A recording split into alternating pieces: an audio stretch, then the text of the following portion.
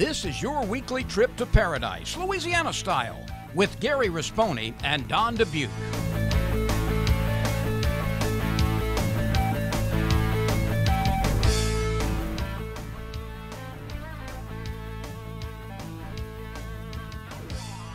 Paradise, Louisiana is presented by Demco, your touchstone energy cooperative.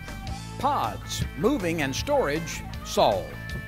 Baton Rouge Coca-Cola Bottling Company, Benny's Car Wash and Oil Change, Louisiana Fish Fry Products, and by CCA Louisiana and the CCA Louisiana Star Tournament.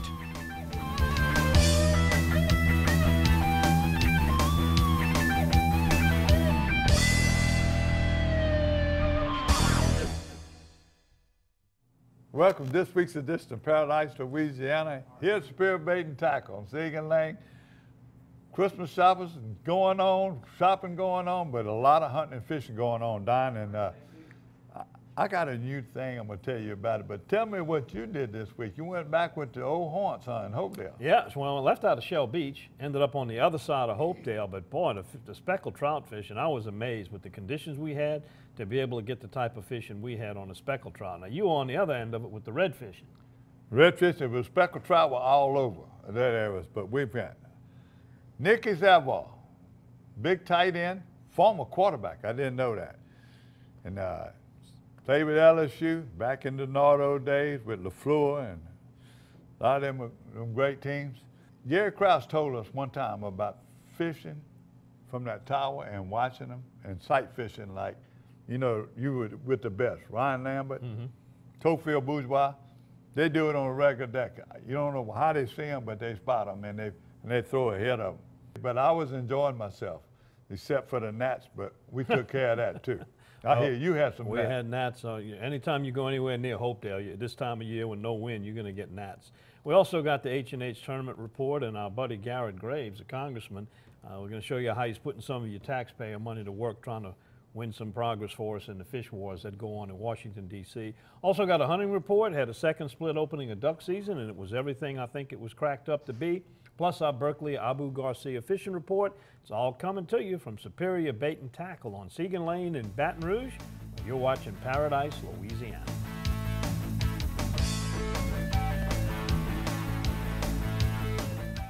Okay, Brett, safety and car insurance. Never scored a safety. That's defense. But go on, please. Yeah, defensive. That's exactly how you should drive. There is no such thing as a defensive drive. Offense makes the drive. Oh, I mean when you're on the road. But it doesn't matter, home or away. Okay, clearly I'm striking out here. That's baseball. Get great auto rates from Farm Bureau Insurance. Call your agent today. 'Twas the night before Christmas, and out in the yard you stumbled upon a Benny's gift card. The most versatile card around is such a treat. A gift to make their car spiffy, sparkling, and neat. With a Benny's gift card, there's so much to do. So gift a card for them and get a free car wash for you.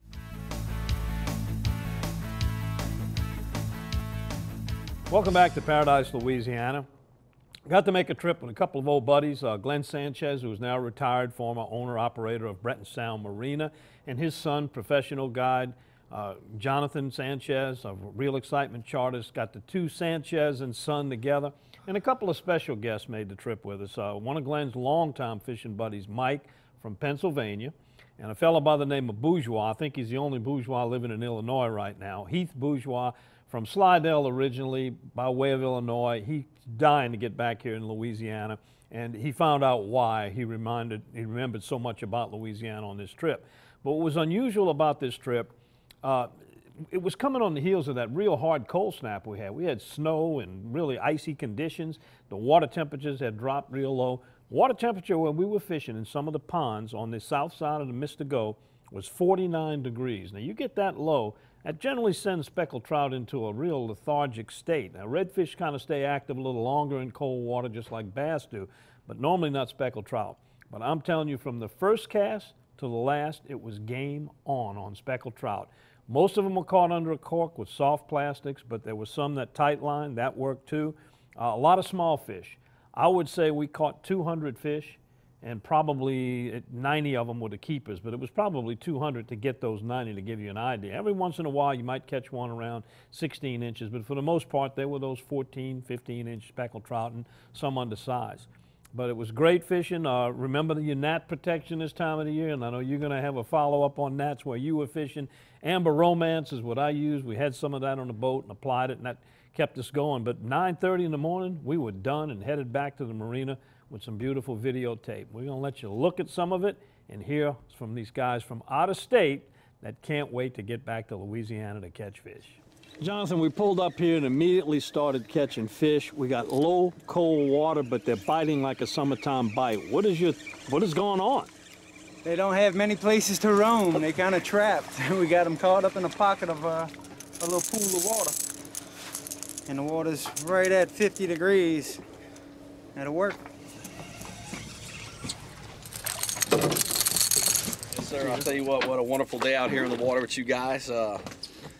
It's been amazing. It's good to be back home and to smell the marsh mud and just to catch all these beautiful trout. It's been a great day.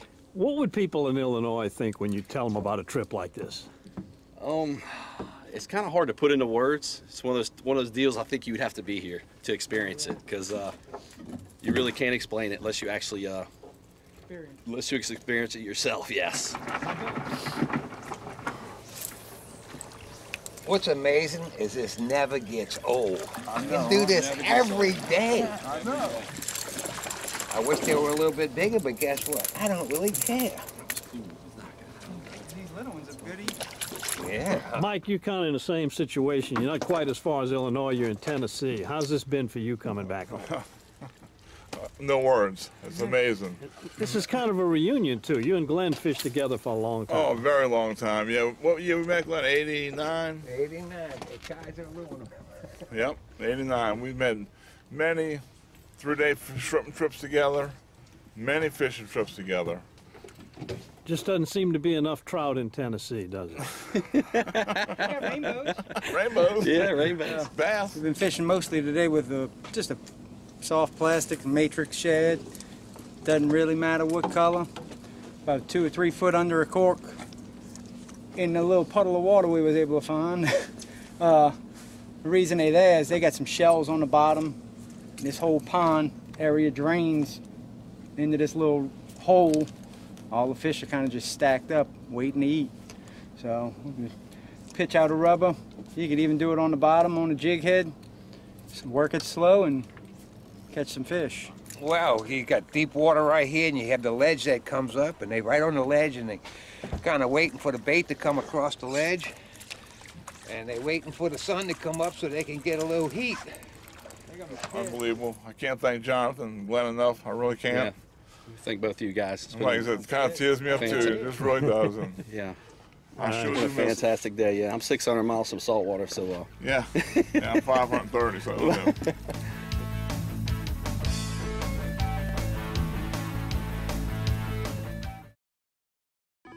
Pod's moving in storage. I need to clean out my study. We'll deliver a container. My brother-in-law's moving in. Maybe he'll help you pack. He's lazy. We can refer some professionals. It's just until he finds work. We can keep things at our storage center for as long as it takes. I am not happy about this. Or you can keep your things on site for quick unloading. Did you say freeloading? I said unloading. I heard freeloading. I'm sure you did. Store on site or let us drive your things to our secure storage center. Pods, moving and storage, solved.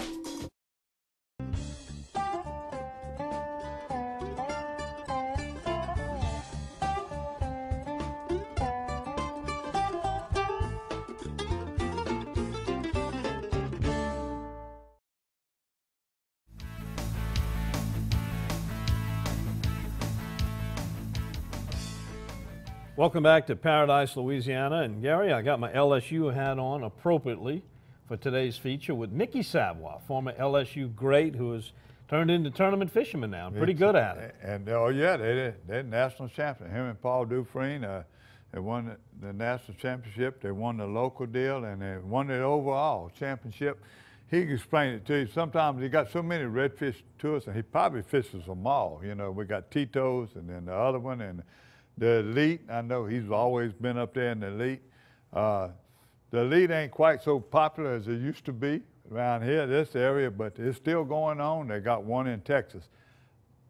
During the interview, I'll let him tell you more about it, but let me tell you what, in my part, there was a lot of people at the landing. There were a lot of fish being caught in the catfish area, in Bar Blue area. There's a lot of trout being caught. Redfish are everywhere. Everywhere I stopped, people were talking about redfish, catching them on sparkle beetles, smoke sparkle beetles with the red dot on it, regular smoke grub, black and chartreuse, swim baits, H&H swim baits, cockle minnows, matrix shad, anyone you know, swim baits, they're catching fish on. He stuck with the swim baits. He fished Bass Assassin, he fishes H&H, he fishes matrix, he fishes all of them, okay? Dufresne is a big gulp guy, you know, he fishes a gulp a lot of times, but to climb in that tower and watch this boat he got. Now, two things I'm gonna brag on. One is the save the day was his boat. It's a Basil Blay. I saw it run in water that deep. The troll motors, them new ones, Minn Kotas that come up. It's unbelievable. They got the power poles. All that stuff is necessary. I'm telling you, we were in water like this, and that boat was floating. That's what you need. With a guy weigh about 280. You're going to win tournaments, you've got to have the equipment it takes. And they do, and I'm telling you what, runs smooth. He says he runs the bays with it. He brags on it. I don't have a boat sponsor, but I'm a brag on a boat that's performing good, and it did. Also, at Ultrasign, I've been trying for 10, 12 years to get them to, at least send me some free samples. They won't do it. If anybody from 3M was watching, it did the trick again. The gnats were getting bad around the nose and the ears, and we had enough clothes on, we didn't have to worry about it, but let me tell you what, it did the trick. But I learned so much from watching these guys fish and him talking about how they target these fish and how he wins. You can tell he's a great athlete. He's a great athlete. He also played for the Saints, you know. And I got to tour his room where he got all his memorabilia. And he's just a super guy, and he loves what he's doing at fishing. He loves competition. His partner calling us all during the day. He couldn't go. Tito's was supposed to be there. Benny Sanchez, I was going to call you a candy, Benny, because it was okay. I didn't think you did, but he's a family man. Because we postponed it, his daughter had a Christmas play. He's just like you, Don. When the kids and grandkids come first, you did a great job. We missed you, but we didn't need you. So here we are right now. Nicky Savoie, super athlete, super guy. And they are the, I guess you call them national champions or the world champions, but here they are, Nicky Savoie.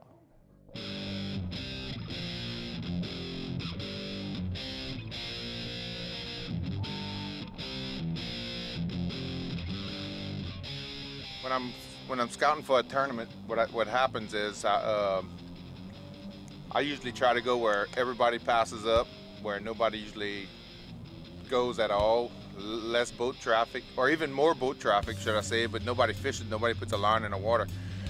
Fish are used to boats going, but they're not used to seeing baits in that area. So what we look for is where somebody that just rides by all the time, just cruising by and never fishes the area, we go in and we try to fish it and see if they have fish there, because it's not overfished. So more than likely, fish are easier to catch.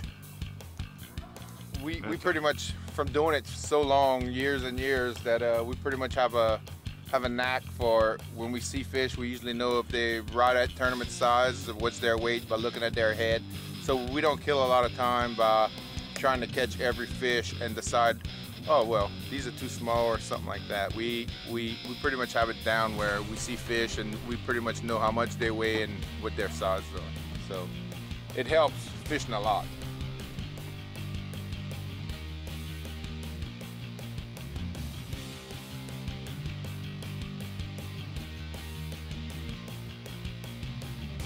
This is tournament life. A lot of times you cannot tell where they're facing, especially when you don't see their tail when they're just sitting underwater when you fish in these big grass flats, what happens is they get in there and they're not even moving, they're just sitting down in it. And by being on the deck, you can't see them. By being 6-10 foot in the air, you can see what direction they're facing and you can spot them easier, which in the long run helps you.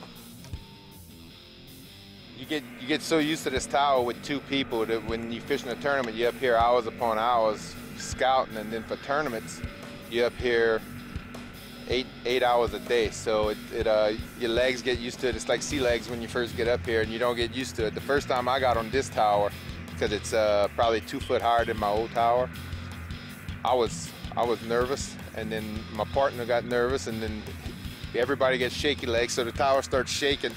But now we're so used to it. It's like tough climate. We run up and down, and you get used to it really fast. So I'm glad y'all getting to experience how high we get for when we fish tournaments, because you can see so far into the horizon. The further you see the redfish, the better off you are, and the more of a chance is you're going to catch them.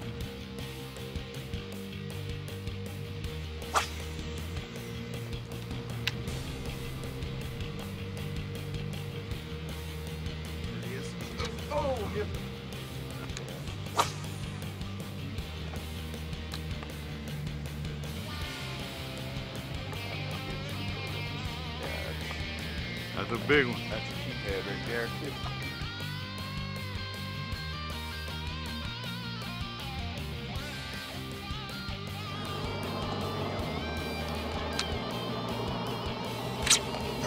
Oh, there he is. Good one. You spotted that one. That was perfect. After we made our way through all these... Talk to me. After we made our way out through these sheephead and stuff, we finally found us another red that wanted to eat. For as cold as it has been, these fish are fighting rarely good, because usually in the wintertime these fish don't fight so hard.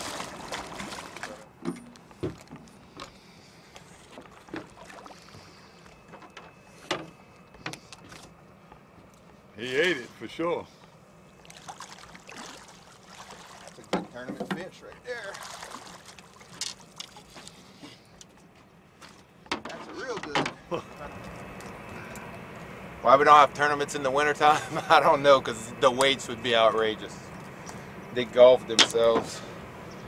They get belly. He's probably a little too long. He's probably 29 inches. But he weighed. You got a scale on it? He got some really good weight. He's right at 9 pounds. But he's like probably 20. You ain't got a ruler in there? No, I took it out. But that's a 29-inch redfish. A little too big, but you can see right here they're gouging themselves to see how wide it is. They've been feeding so hard lately during the wintertime. Talk a little louder. They've been fighting them. They've been eating so much during the wintertime that they're getting really, really fat. Yeah. And my buddy said the other day he cleaned some. He couldn't eat no more. He don't know. He had a 6-inch mullet in him. He was 27 inches. He said it's been awesome. So here's to you guys. Wish y'all were here. Let's go catch another.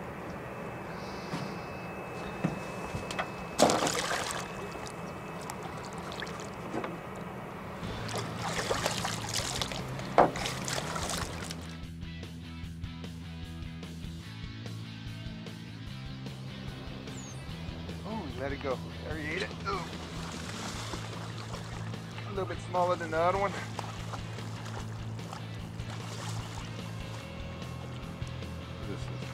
That's not the one that came up. You're right. That don't make no difference. Just get him on camera. Go ahead, Nicky Savoie. We're gonna bring that one on up. Nasty. That's perfect eating size. That's a good eating size. That's the ones that's next year after. It's gonna be really good. I thought you gonna have a tag in it. Me too. That's what it looked like. It looked like a tag was in that came out or something. But hard to beat. A good fight, good tasting, good fish. Oh. used to come back here when we were little, and when we were getting into fishing. I guess it was more of a hangout thing with our friends. We used to come back here all the time, and it didn't matter. We used to throw a shrimp on the bottom, a shrimp on the cork, and we used to catch ice chests of sheep heads. And then we used to go home. We were so young, and then we used to try to figure out how to clean them, in which, as y'all know, a sheep head's not easy to clean until you get used to it. So we used to catch them, and we used to slaughter them, and we used to have little bitty chunks of meat. And now it's like, we don't even mess with them, and they are some of the best eating fish. It's a white meat, very good tasting, and a lot of people just pass them on up. But now we're after redfish.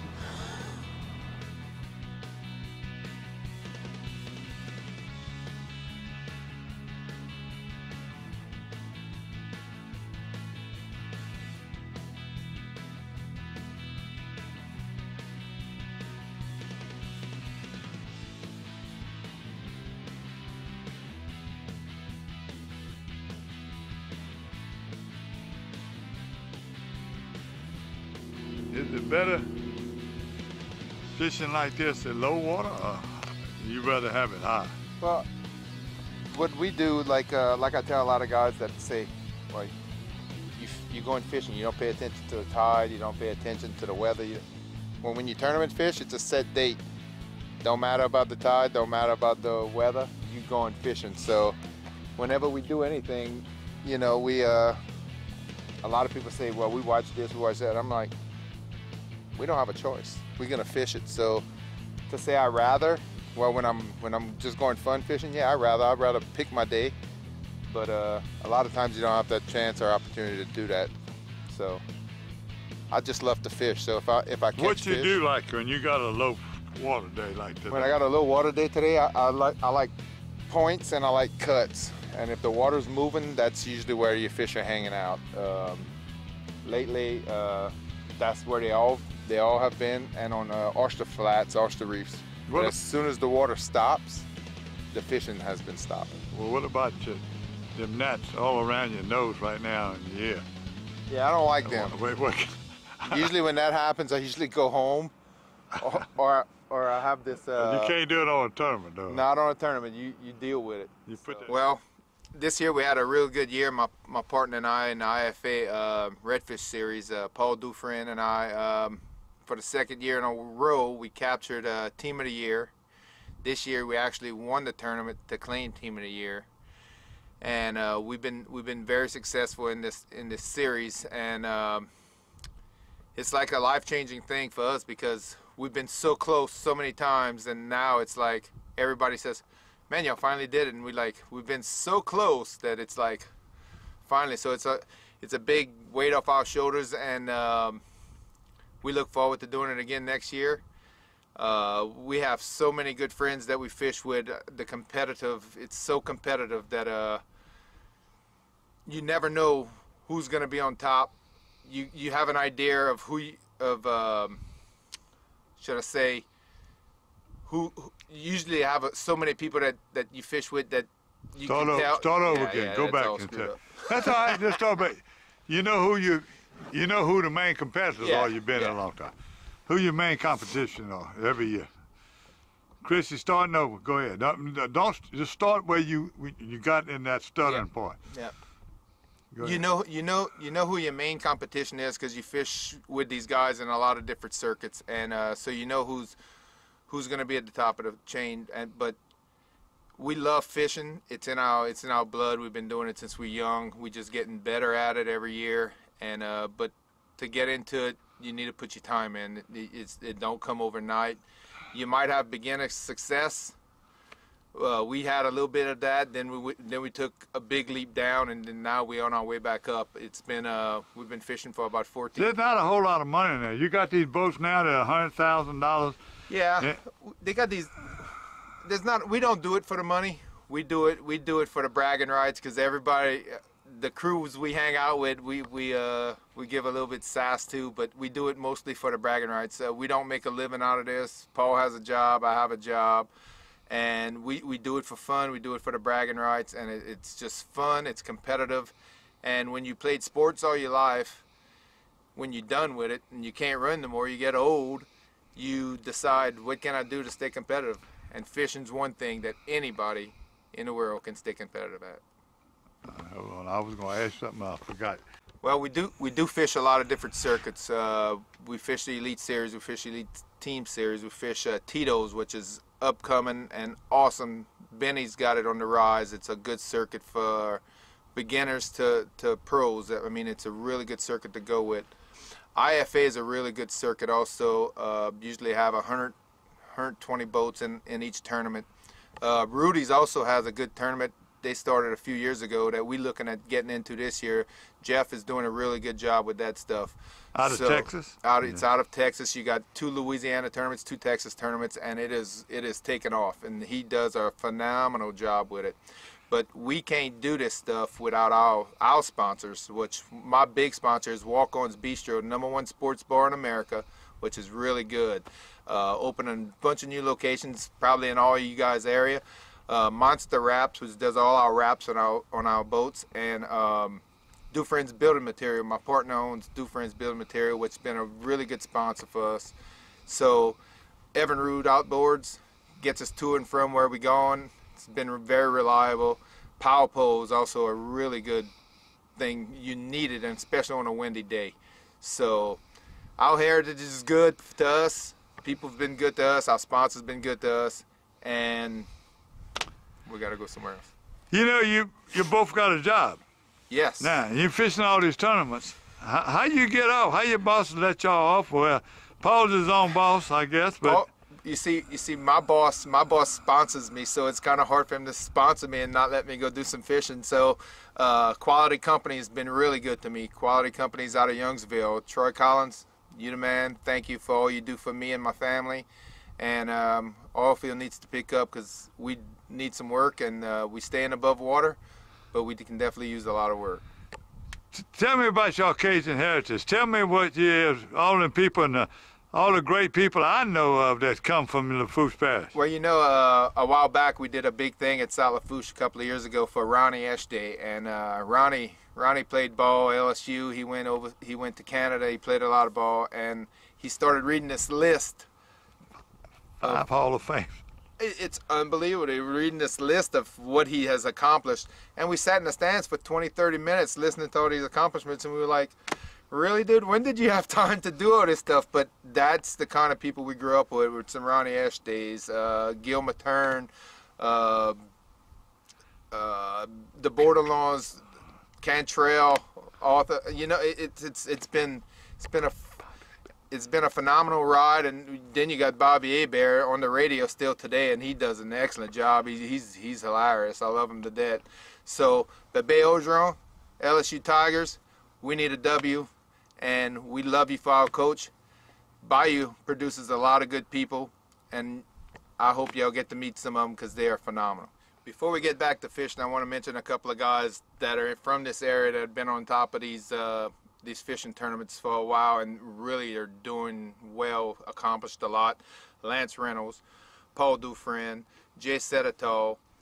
I mean, it has been phenomenal, the guys down here that are on the top level of all these fishing tournaments and maintaining it, not just having luck for 1 year. They are staying at the top of these games every tournament, in and out each day. So congrats to all you guys, and I wouldn't do it without you guys because you all are great.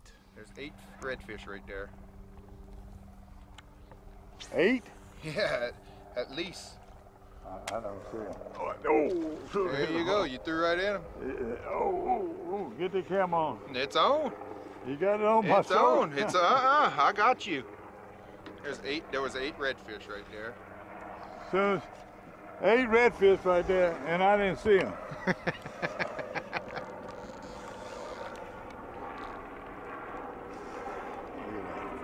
Ain't no baby either.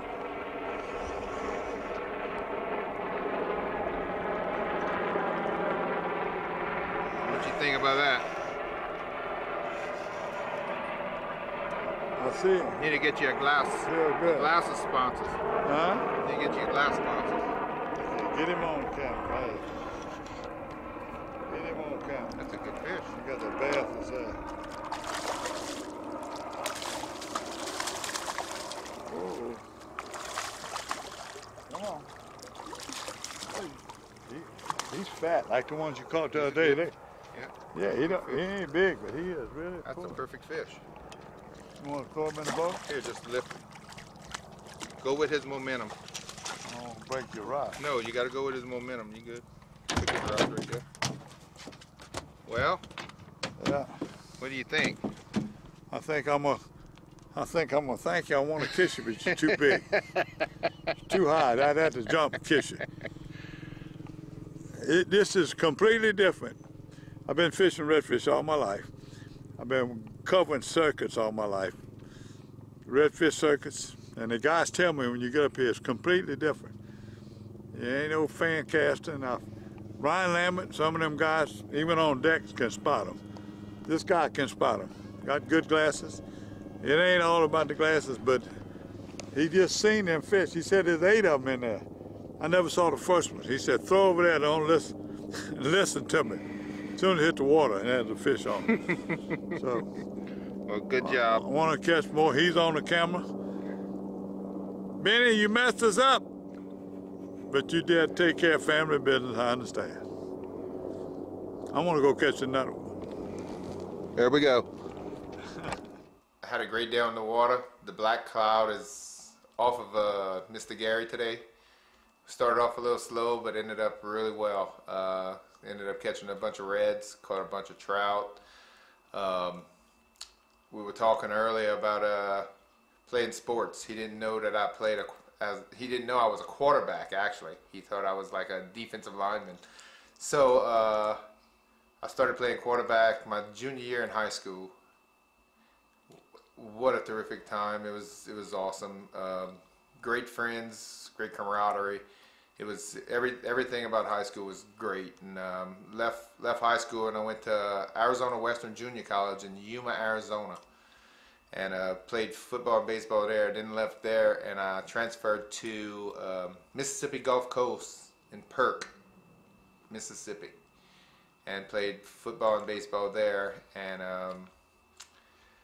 coming out of high school, before that, I could have went played with Atlanta Braves, which would have been awesome. But I'm glad I went to school and had a wonderful time. Met a bunch of wonderful people, great people. Went to LSU. What a blast. Memories that I will never forget. Coach DiNardo, Coach Elias, wonderful people. It's a family you join that you will never forget, and when you walk around campus today 20 years later, people still remember you. Then we went on to the NFL, and it was a good experience for me. Wish it would have lasted longer, but it's tough, and had fun. But my life now, I love being competitive, so we started fishing. And what a blast it has been. Won my first tournament in 2010. Me and my partner Paul Dufresne fishing the Texas Redfish Series, and it was a blast, and it just motivated us to keep going on and on and on. And this year we ended up winning the overall Team of the Year for Inshore Fishing Association, the IFA, and it's been wonderful. Love fishing. It's something that eases your mind, and it's wonderful. Some of my favorite moments of playing sports was when I scored a touchdown against Auburn in '95. Howard rolling, open, touchdown. Nicky Savoie, the tight end. Amy, there was no one around Nicky Savoie that time. He was wide open in the end zone. And we ended up beating him to get him back from the year before, and when Jamie had such a not so good game. But just the memories. That was one of my memories from college that I will never forget. It was amazing. Running out the tunnel at Tiger Stadium, just being there in the crowd, I still get we call it frissons, and it's just amazing place to play, amazing place to have played, and I wish everybody in the state of Louisiana would would stay in state and play there. There's one more thing I'd like to say before we end this interview is go Coach O, go Tigers, always LSU.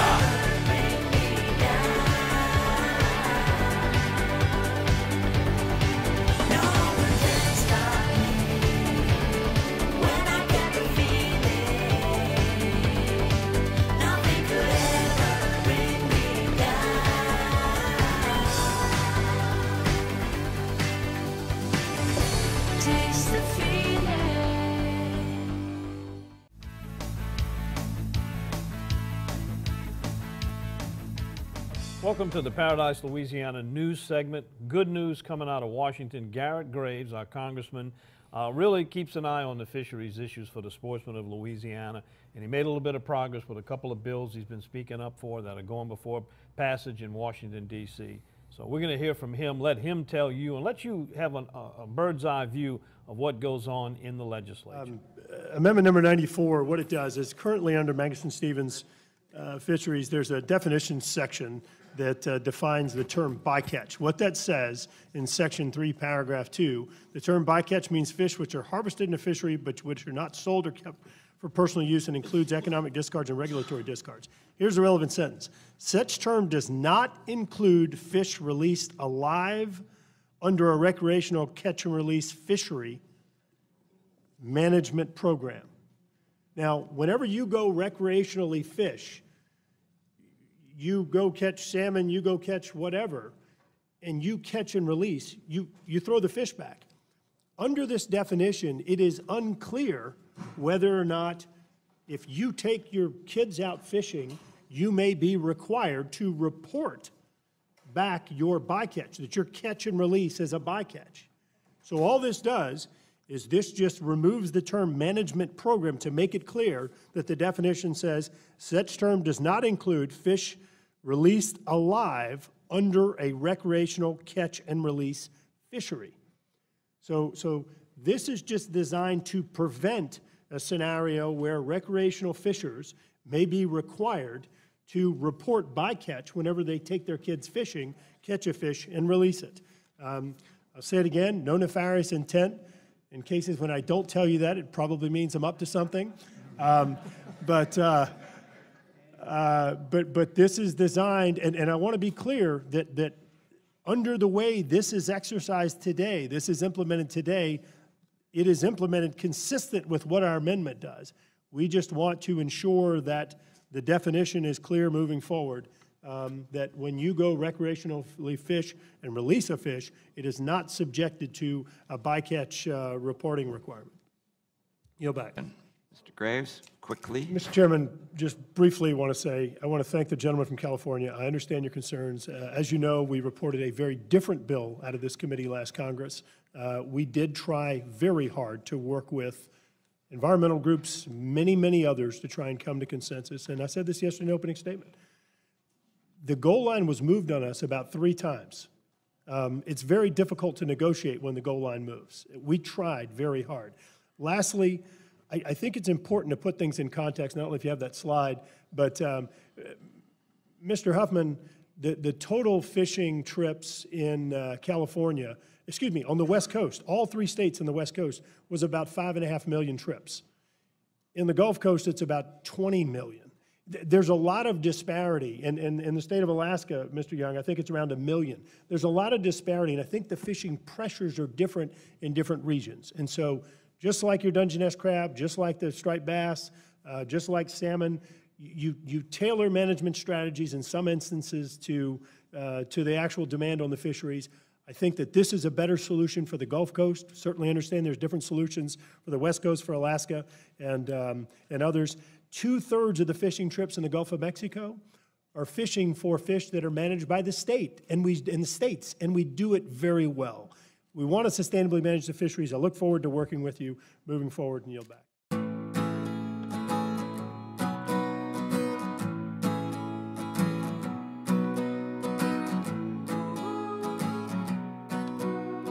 The best part about being a member of a Touchstone Energy Cooperative is that it's your Touchstone Energy Cooperative. That's the power of your co-op membership. Demco, your Touchstone Energy Cooperative.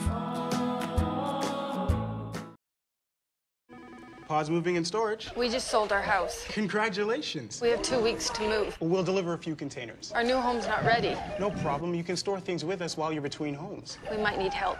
We'll refer trusted packers. We'll be staying at my brother's. Well, that sounds... He has kids of his own. Well... 5 of them. Ma'am? Help. Trust us for local and long-distance moving and store at our storage centers. Pods, moving and storage, solved.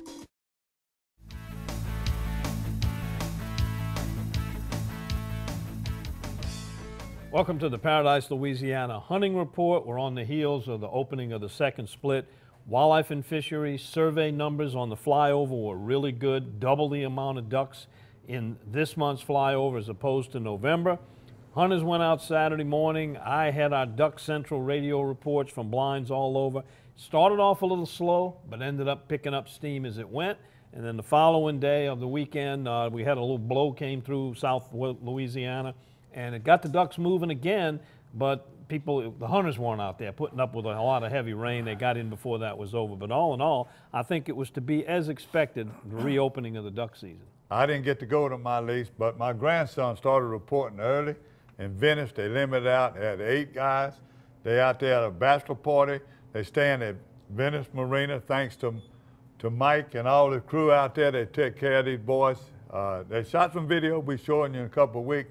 But they killed a lot of ducks. They killed scarp, ringneck, but they had a lot of teal. They had gray ducks. You know, they killed an array of ducks out in Venice, and it had a lot of shooting all the way around in Venice. So they got it. I'm sure you got something from Ryan out in that area in Buras, and it was gone. Now Sunday, he called me. He said they were in that pro drive and they weren't going to go down. The river got rough, and where he hunts, he didn't want to take the chance, and I thank you for being smart enough not to get in the river. I haven't got the rest of the report, but Saturday was tremendous. They were going to look somewhere Saturday evening maybe to go out, but they had their limit just to scout to try to find out where they could hunt Sunday evening. So the other reports I got, the bad report was from Delacroix, where my lease is. Mike Ben says the worst opening day of the second split that he can remember. Said they had a few blinds killed, 3 or 4. Some of them didn't do nothing. My brother, Port Barry, he killed 1 in the field. My grandsons and them were in the woods in Port Barry, killed zilch. Had some boys working. Another blind was working, the same ones. They shot, no good. Blake Swallow, up there in Catahoula, all the blinds did good. Mur Rouge, and by the way, Top Gun, they got openings. And in the second split, they still got geese, they got everything. So go on the website and call Kobe if you want to book a hunt. Now's the time to do it, because you know, before you know it, they go all the way to the end of the month. But some of these other places you want to book, I don't know how you can get in touch with them, but you go on their website and find it. Don, another bad place I heard, and I didn't get a whole lot of report, Pecan Island, like you said, it was hit or miss. I don't know what else to tell you. Byron Briggs, Whitefield, a couple of blinds did real good.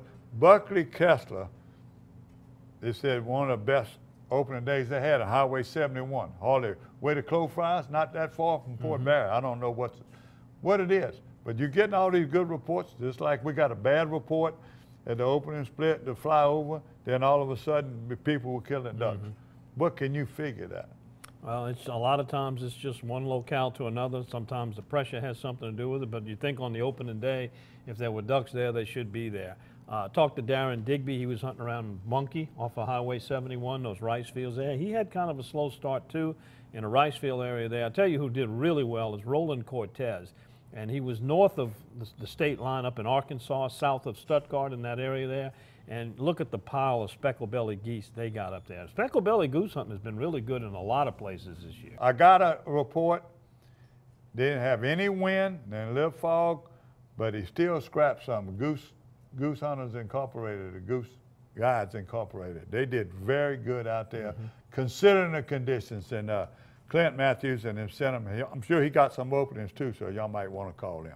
Now on the deer front, some areas, my area, I spent some time on a deer stand last week, hoping that the rut would kick in a little early. We're normally Christmas, New Year's, and it looks like it's going to be right on time. Not many signs of rutting at all. There was one deer we had on camera chasing does. Other than that, we haven't seen a lot of scrapes or any movement of those deer. However, other areas in the state where it is kicked in, they're doing pretty well on deer. Yeah, I got the Fraser sent me a fishing and a deer picture, so I want to thank them, and it was a pretty good deer. But everybody else, you look around, I don't know what they were busy, they didn't send me, but I heard the same thing you hearing right now. But in that ranch in Kentwood, that's the A-Bear Deer Ranch, they got high fence.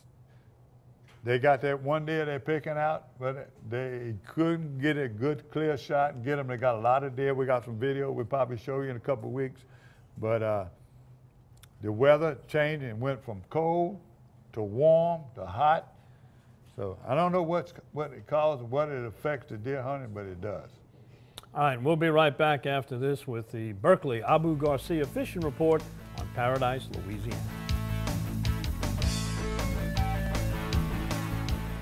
Ask me about my Tempur-Pedic. Ask me how fast I fall asleep. Why not talk to someone who's sleeping on the most highly recommended bed in America? Ask me about staying asleep. Tempur-Pedic owners are more satisfied than owners of any traditional mattress brand. Ask me how it feels after 10 years. Tempur-Pedic, the most highly recommended bed in America. Ask about Tempur-Pedic at Olin's, where you know you always get the guaranteed low price. Olin's is the only store in Baton Rouge and Lafayette with the full line of Tempur-Pedics. 'Twas the night before Christmas, and out in the yard you stumbled upon a Benny's gift card. The most versatile card around is such a treat. A gift to make their car spiffy, sparkling, and neat. With a Benny's gift card, there's so much to do. So gift a card for them and get a free car wash for you.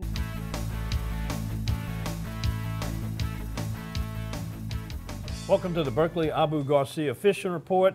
Gary, I don't know whether this should have went in the hunting or the fishing report, but bow fishing.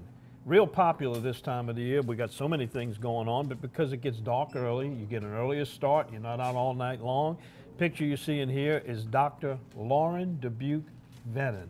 She went out on her very first bow fishing trip and got a limit of 5 redfish. Now you know how hard hitting redfish with a bow and arrow is. She's destined to be a real great bow fisher person. So congratulations to Lauren. Does she bow hunt? She does bow hunt for deer, and she started to gun hunt now with her husband. Dubuque, how is she getting to you? She's my niece. That's my niece, yeah. Wow, great. So congratulations to her. Moving on to the fishing part of it, you saw what we did. We had to fight with gnats, but we had some great speckled trout and red fishing all the way across from the middle part of the state where you are, all the way to the east part around Hopedale, Shell Beach area, Pontchartrain, Chef, all those areas continue to produce trout. One thing was very noticeable last week, and it's probably changed this week, low water. There were a lot of areas where there were mud flats shown and the ponds were drained, but the water has come back up since then, so it's about average. How that's going to affect the speckled trout bite, again, it's going to depend on how low that water temperature drops. But there's been good fishing so far this winter for saltwater inside, for sure. Also talked out to up by Calcasieu, our friend over there at Hackberry Rod and Gun, Kirk Stansel. I've not been getting any reports. Well, he said the fishing was really good over there. The tides were low, but that Turner Bay area, mostly on the north side, they were fishing strictly artificial. There's no more live bait available in that area. And they use that real popular bait they have called the Hackberry Hustler. It's got the big eyes on it. Right. So fishing all the way on that part. So that really makes it from Texas to Mississippi along the coast, at least for last week. Redfish and speckled trout was on. Well, Don, you talking about low water? Well, the day we was out, I was talking about the boat being in low water. You could see at the landing there when we left in Golden Meadow, the public landing, and you can see how low the water is. A lot of those people, you know what was amazing? A lot of those fish are biting in the afternoons, in the evening. The water was so low, they must come back. And at the landing, there was a lot of people fishing around the landings when we came in. And they've been catching speckled trout and redfish off the bank right there at the public landing in Golden Meadow. Another place that we've been fishing off the bank again is Highway 1. The Duprees, Mr. Warren and Miss Henrietta, they've been living out on speckled trout off of Highway 1, walking the bank. Tommy Vidring's been fishing the rocks, but he's also, you know, him, this time of year, he'll go up down Highway 1 when that north wind is blowing. You'll see him, he'd be wrapped up, you know, like he's in the North Pole. But I'll tell you what, he's still catching fish. He's catching them on tsunami. These other people are using live bait, but they were using sparkle beetles. Henrietta and Mr. Dupree, they were using sparkle beetles, regular old H&H sparkle beetles under a cart, catching lemons to trout. So a lot of people in that area are catching fish off the bank, no boat, no nest there, off the bridges. The Leeville Bridge is another one that's putting out. So I've got a lot of kids come in right now. Matthew Dees now, he's fishing up in Watson. Now, freshwater should have been a freshwater report, but I don't have a whole lot. But Matthew, his daughter London and his son Brock sent me their first fish. They got one of them holding a big sac-a-lait and one of them holding his first bass. So I want to thank Matt for sending that. Corey McBride has been fishing all over the Hopedale area, Delacroix area. He's been slaughtered. Him and his friend Tammy, he's multiple pictures. He sends me all the time. He's been bragging about how many redfish they catching the limit, throwing them back. He sent me, got fish by his feet. So Corey, thank you. I've been keeping in touch, but you can slow down a little bit right now because you're about to kill me. He's sending me too many pictures. Kelly Giat sent me some picture of his daughter London. By the way, she spells her name a little bit different. I thought that was very unique. Her first redfish, she spells it L-O-N-D-Y-N. Well, I got two Londons down. The London D's in that. I thought that was real unique. Two Londons, spell their name different. London Giat, first redfish, beautiful sunrise. Her face a little dark, but they got the sunrise in. Turned out to be a beautiful picture. They were fishing in the Wrigley's. I got something real unique. My cousin, Paul Schute, my first cousin's son, he came to LSU to go to school. He's an LSU graduate, moved back up to New York. He sent me a picture. He caught a redfish in South Carolina. I can't even pronounce the name of the island, but he's 32-inch redfish. Paul, thank you. Merry Christmas. Kiss my cousin for me. And then Island Marina, we're getting reports. Calvin Duval, one of the best captains over there, sent me fish he's been running to Delacroix and just stacking limits. They're coming back and forth just like y'all doing down there. You can see one of these pictures. I see striped bass, I see sheephead, I see bass, I see redfish, I see speckled trout.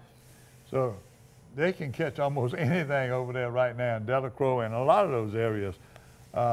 In the Grand Pontchartrain area, still.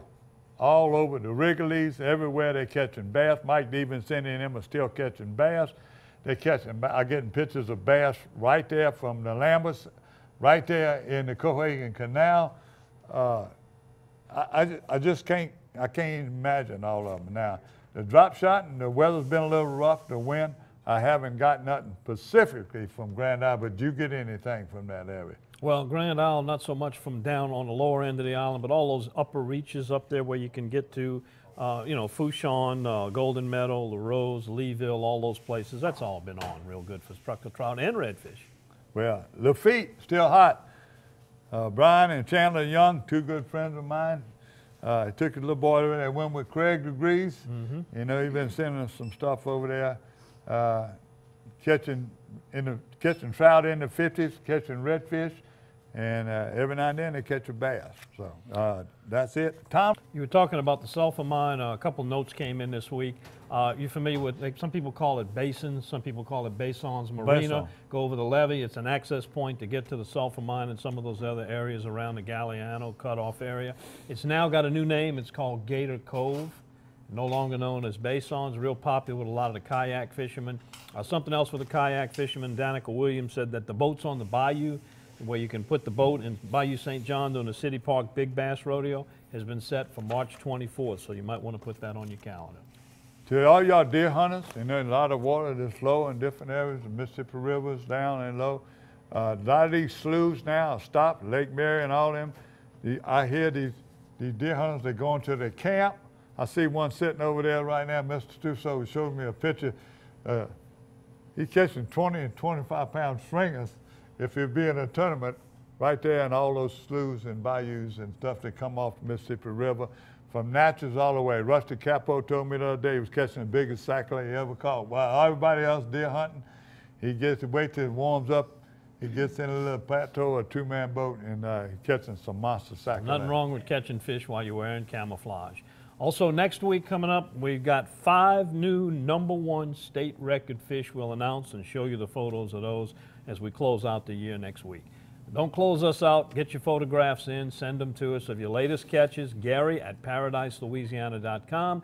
If you're shooting with a cell phone, which is what most people do these days, take it horizontally. It fits our screen much, much better. Include who you are, where you are, and how you caught or bagged your game. And we'll make you a star here on Paradise, Louisiana. Yeah, I just want to remind them too, in that next week's show we might not have a fishing report because sometimes we jump up because of Christmas. It'll be 2 weeks old, and I don't want to give you nothing 2 weeks old. I don't want anybody talking bad about me saying, oh, you got that report, it was old. Next week won't be no fishing report, it'll just be old. All right, you're going to see some of the fun times we had during 2017 coming up on Paradise, Louisiana.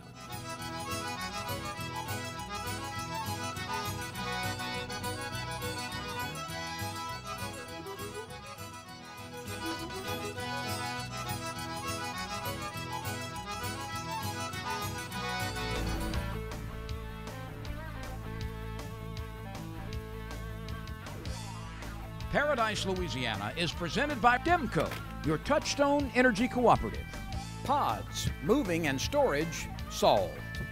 Baton Rouge Coca-Cola Bottling Company, Benny's Car Wash and Oil Change, Louisiana Fish Fry Products, and by CCA Louisiana and the CCA Louisiana Star Tournament.